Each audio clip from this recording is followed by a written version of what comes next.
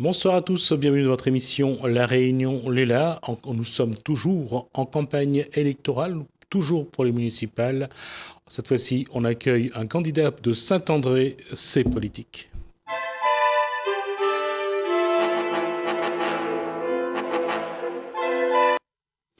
Bonsoir Serge Kamachi. Bonsoir, M. Ramoudou. Alors, on va faire comme pour tous les autres. D'abord, je vais me poser la question, qui est Serge Kamachi ? Serge Kamachi, c'est quelqu'un qui habite à Saint-André, qui a grandi à Saint-André, qui s'est marié à Saint-André, qui a une famille de petits-enfants et qui a œuvré également pour la commune de Saint-André depuis des années et des années. Avant d'entrer en politique, Serge Kamachi, quel a été un petit peu ce travail de citoyen en sport Il y a eu des activités comme ça ou pas avant la rencontre avec le politique? Écoutez, moi j'ai toujours vécu dans le monde associatif. J'y crois beaucoup au monde associatif, dans le domaine sportif et culturel. Et puis, j'ai envie de dire qu'à Saint-André, à l'époque, on se faisait un plaisir de vivre dans la rue avec les amis. Et on se retrouvait, il y avait moins de violence, moins d'agression. Et ça se passait très bien.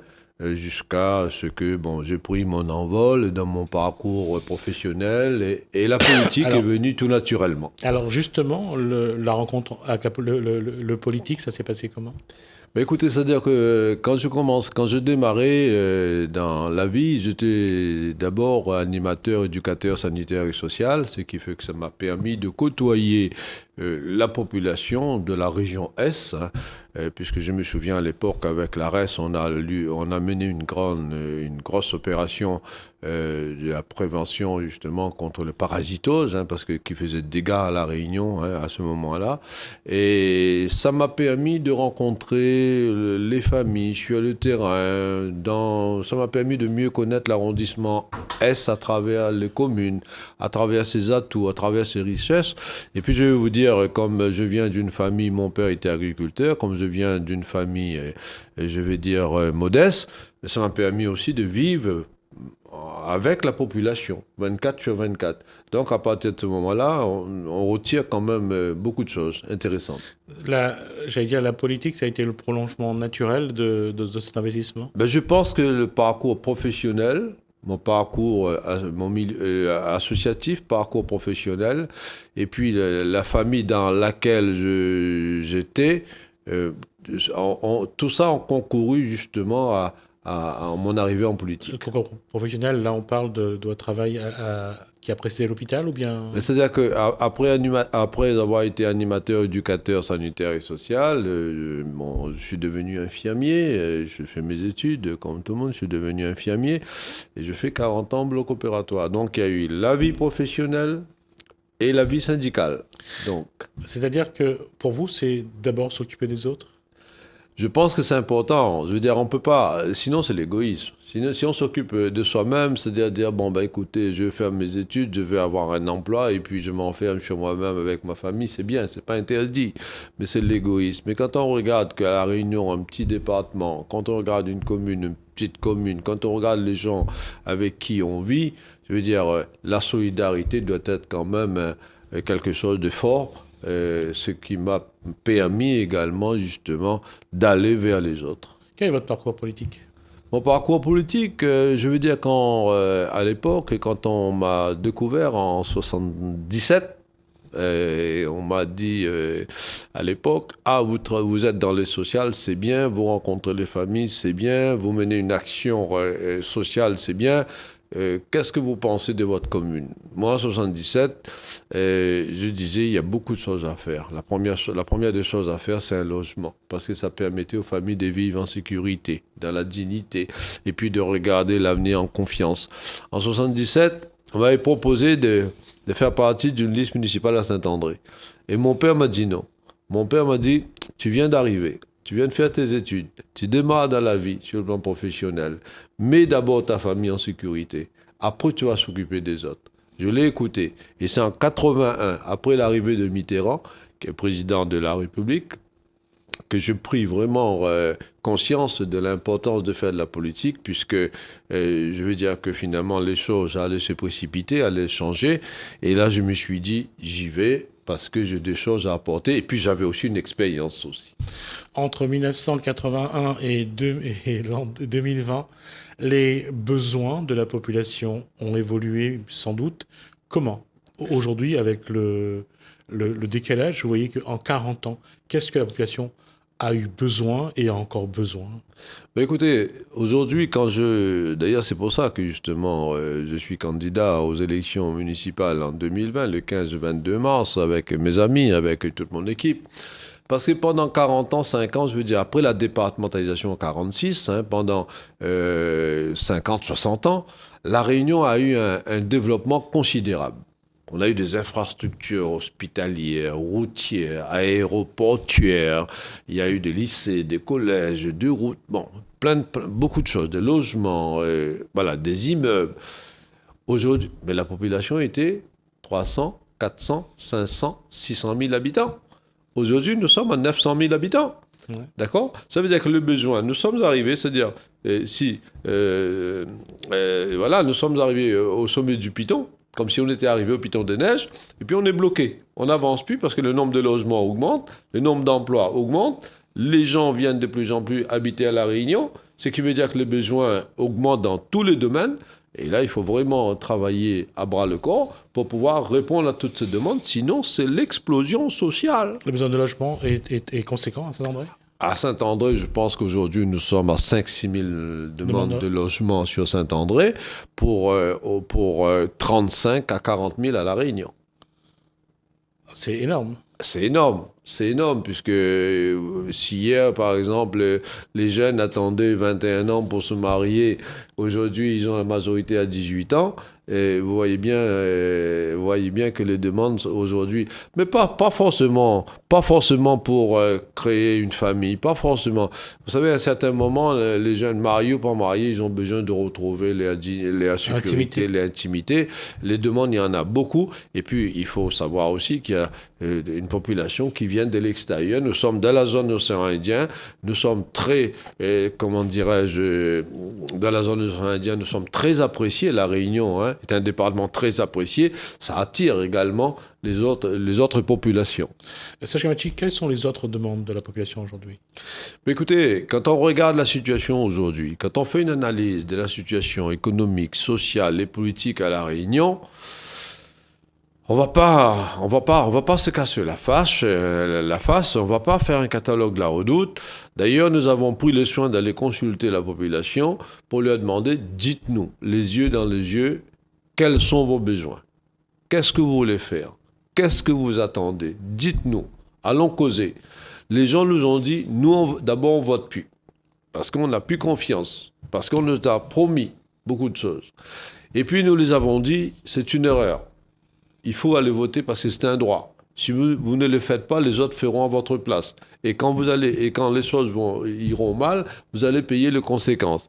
Et puis, en discutant, en dialoguant, parce que c'est ça qu'il faut, c'est instaurer les dialogues, expliquer les gens pourquoi il faut voter, voilà. Et puis ils ont dit, mais s'il y a un bon candidat, pourquoi pas? Et c'est comme ça que nous sommes arrivés sur la place en disant, écoutez, nous connaissons, nous avons travaillé ensemble, j'étais premier adjoint à la ville de Saint-André, j'étais premier vice-président du conseil départemental, ce qui n'est pas rien, j'étais vice-président au conseil régional, je me suis occupé de la santé, des hôpitaux, du CHU, etc. Ça, les gens connaissent, le savent. Et je leur ai dit, si vous voulez qu'on travaille ensemble, je viendrai. Je conduirai la liste à Saint-André avec mes amis. Est-ce que nous sommes d'accord pour travailler ensemble? Ils ont dit d'accord. Mais à partir de ce moment, quand ils ont dit d'accord, je ne veux pas écrire un programme avec mes amis en disant, voilà, nous allons faire telle chose, telle chose.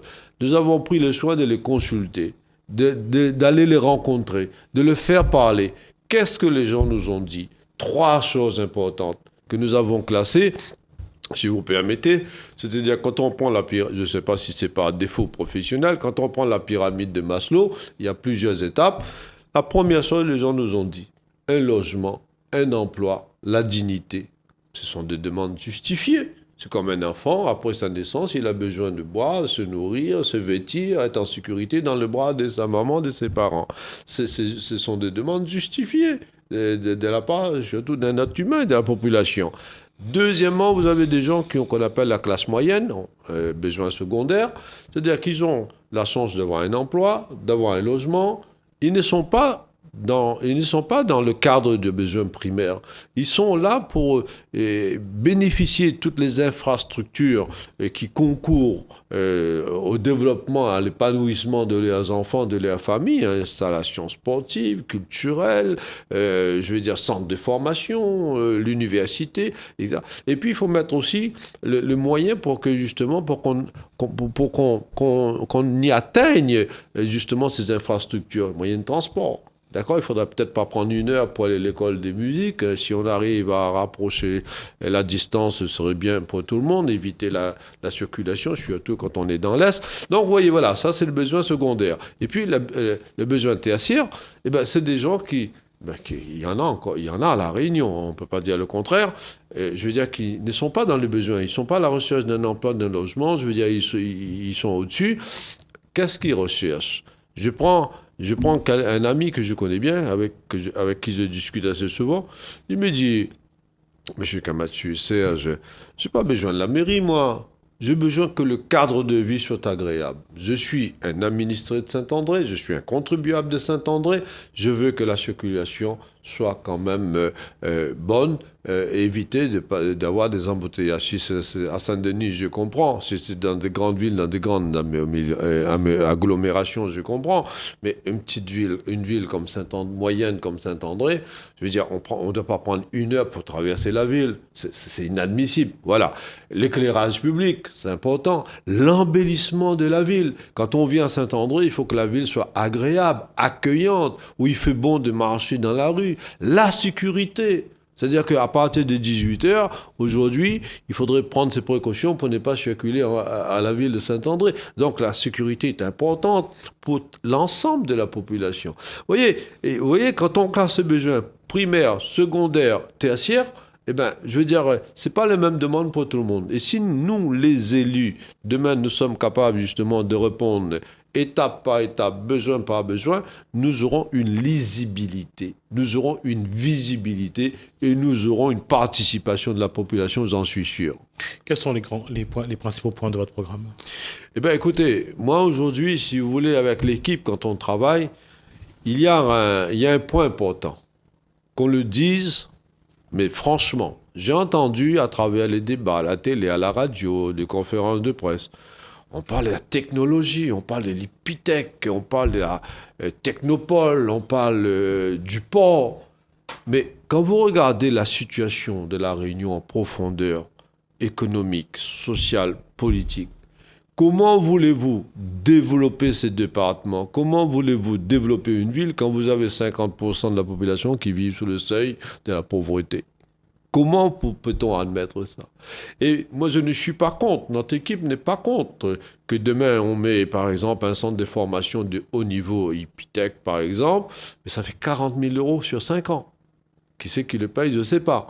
Est-ce que tous les enfants vont pouvoir bénéficier? Je ne sais pas.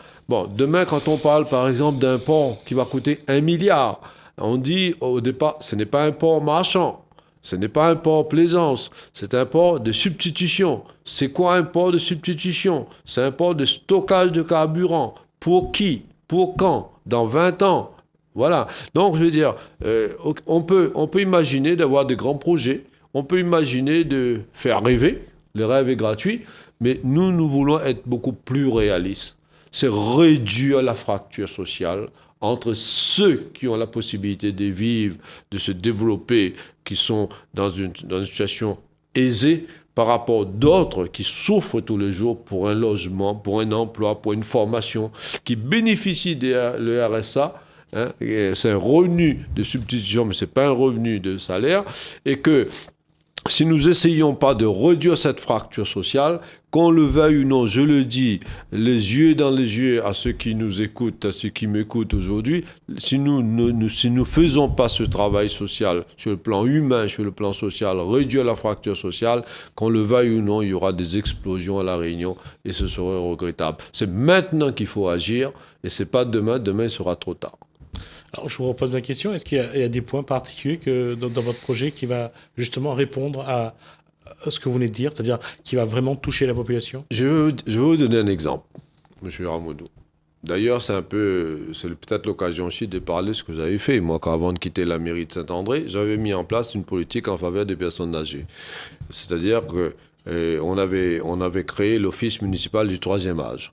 C'était portage de repas à domicile, lavage de linge à domicile, l'accompagnement des personnes âgées à domicile, parce que vous savez, j'avais quelqu'un que j'appréciais beaucoup, il s'appelle Pierre Cato, c'était le gérontologue à La Réunion, c'était avec lui que j'avais préparé mon mémoire à l'époque, et on a beaucoup travaillé ensemble, et c'est avec lui qu'on a mis en place ces actions. À chaque fois que je pensais quelque chose, j'ai appelé, je dis Pierre, qu'est-ce que t'en penses? Il y avait le Rouillapa.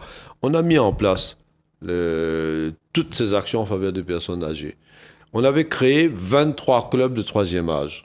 Ça permettait aux gens de se retrouver, de lire, de marcher, et de discuter. Et ça entretenait l'esprit de toutes ces personnes. Aujourd'hui, qu'est-ce qu'on voit?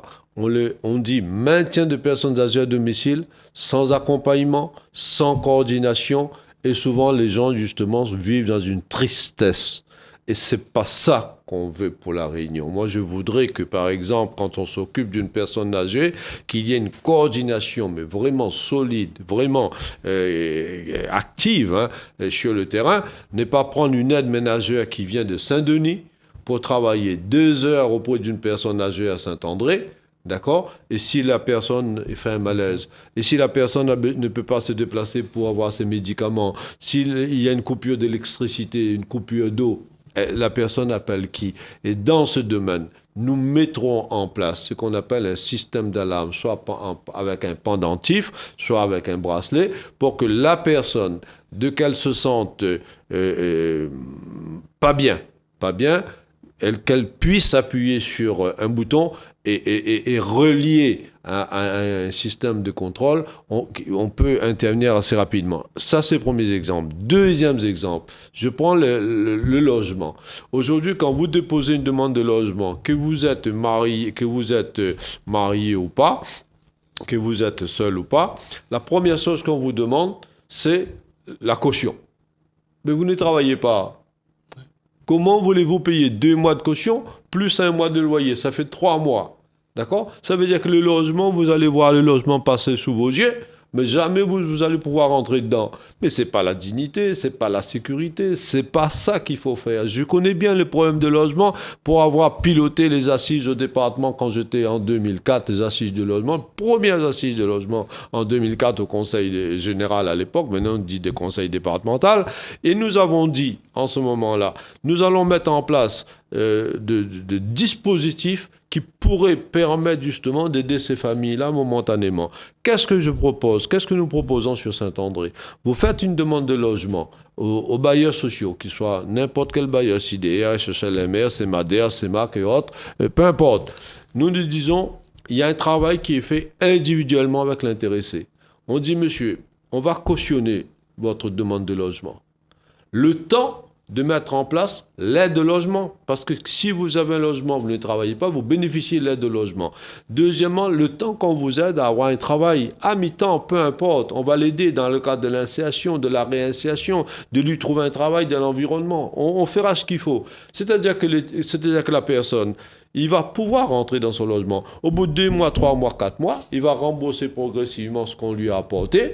Il retrouve la vie, la dignité, la sécurité. Et c'est un être humain qui serait content de vivre parmi nous. Chemachi, la caméra est là. Vous avez 50 secondes pour adresser un message au Saint-André. Écoutez, moi je voudrais dire à la population de Saint-André, avec qui j'ai eu beaucoup de plaisir de travailler et que je continue à travailler, puisque vous savez, ma permanence se trouve à rue Lamarck et on peut me voir sans rendez-vous. Mon numéro de téléphone n'a pas changé depuis 20 ans.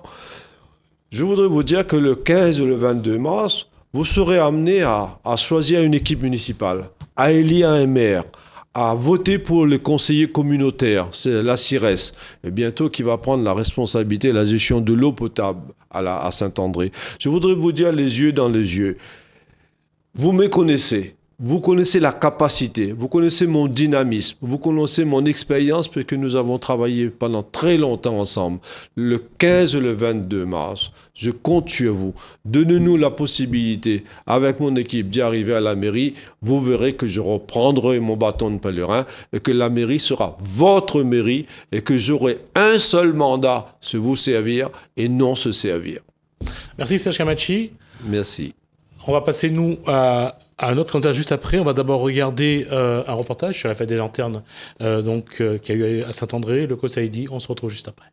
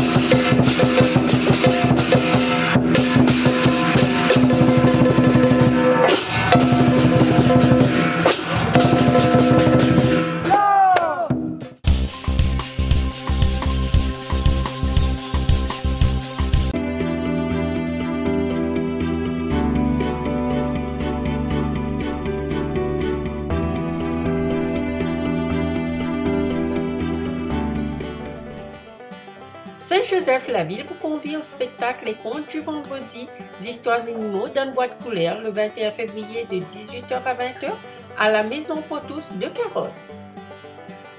Saint-Philippe, vous êtes convié à la 10e édition du festival Même pas peur du 19 au 22 février. Saint-Denis, l'IUT de la Réunion organise la journée porte ouverte le 22 février de 9h à 16h à l'IUT. Saint-Joseph, le COS de Saint-Joseph organise sa 6e édition les 10 km nocturnes de la Saint-Jo le 22 février de 20h à 23h. Saint-Denis, l'IAE de Saint-Denis vous convie à la soirée porte ouverte 2020 de l'IAE Réunion le 27 février de 17h à 20h30. Le Tampon, vous êtes invité à la 9e édition de la course du Calderiva Trail le 29 février. 3 formules vous seront proposées avec un départ commun à Beaumura et une arrivée au stade de Saint-Philippe. Saint-Denis, vous êtes convié à la 4e édition spéciale Femmes et Mariage du 4 au 6 mars de 10h à 18h au centre d'affaires Catchy. Saint-Pierre, vous êtes invité à la 4e édition des Francopholies de la Réunion du 6 au 8 mars à la Ravine Blanche. Saint-Denis, le parc des expositions de Saint-Denis organise la 2e édition du Salon de la Ferme en ville, le thème de la terre à l'assiette, du 6 au 8 mars au parc des expositions de la Nordève à Saint-Denis. Tarif 5 €. Saint-Leu, l'Athletic Club de la Chaloupe organise 10 km de l'ADH le 8 mars de 7h à 10h au Plat. Départ 7h au stade municipal, chemin de la découverte au Plat de Saint-Leu. Saint-Paul, l'espace culturel Le Comte de Lys organise le festival Criquet Craquet du 11 au 13 mars. Saint-Benoît Tropicadène vous convie à son Tropicadène Kids, parcours ludique à obstacles pour les enfants de 6 à 13 ans, les 28 et 29 mars à 14h à la Rivière des Roches, Saint-Benoît. Saint-Joseph Margot Run organise le Bidalo le 29 mars à Saint-Denis. Saint-Joseph, Saint-Jo, TD2R organise Saint-Jo Trail des Deux Rivières le 4 avril de 3h à 20h. Départ le gymnase Henri Ganowski.